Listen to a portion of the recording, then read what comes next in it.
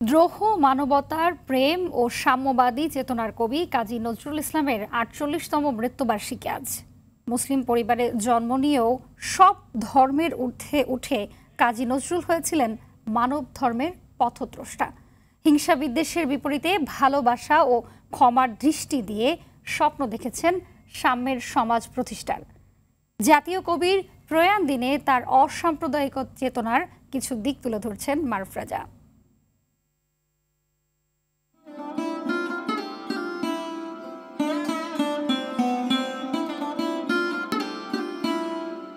আমি কবি, আমি অপ্রকাশ সত্যকে প্রকাশ করার জন্য, অমূর্ত সৃষ্টিকে মূর্তিদানের জন্য ভগবান কর্তৃক প্রেরিত। কবির কণ্ঠে ভগবান সাড়া দেন, আমার বাণী সত্যের প্রকাশিকা, ভগবানের বাণী। রাজবন্দির জবানবন্দিতে এই কথাগুলো লিখেছিলেন কবি নজরুল। জাতি, ধর্ম, বর্ণ ও সম্প্রদায়ের ঊর্ধ্বে ছিলেন বলেই লিখতে পেরেছেন গাহি সাম্যের গান, যেখানে আসে এক হয়ে গেছে সব বাধা ব্যবধান, যেখানে মিশেছে হিন্দু, বৌদ্ধ, মুসলিম, খ্রিস্টান।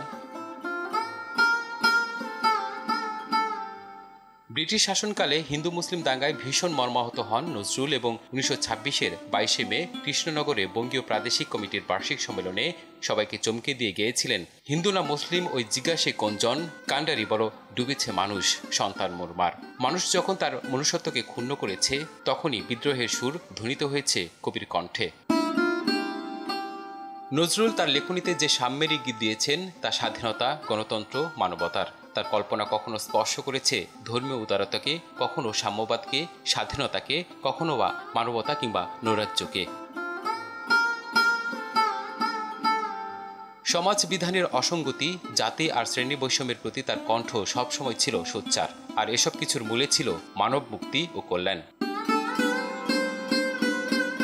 যুগ যুগ আগে মানবতার যে অমর বাণী, গান, কবিতা লিখে গেছেন কাজী নজরুল, সত্যিকারের সাম্যের সমাজ প্রতিষ্ঠায় তার চর্চাই হতে পারে পরম পথ। আর এরই মাঝে অনন্তকাল বেঁচে থাকবেন সাম্যের কবি কাজী নজরুল ইসলাম।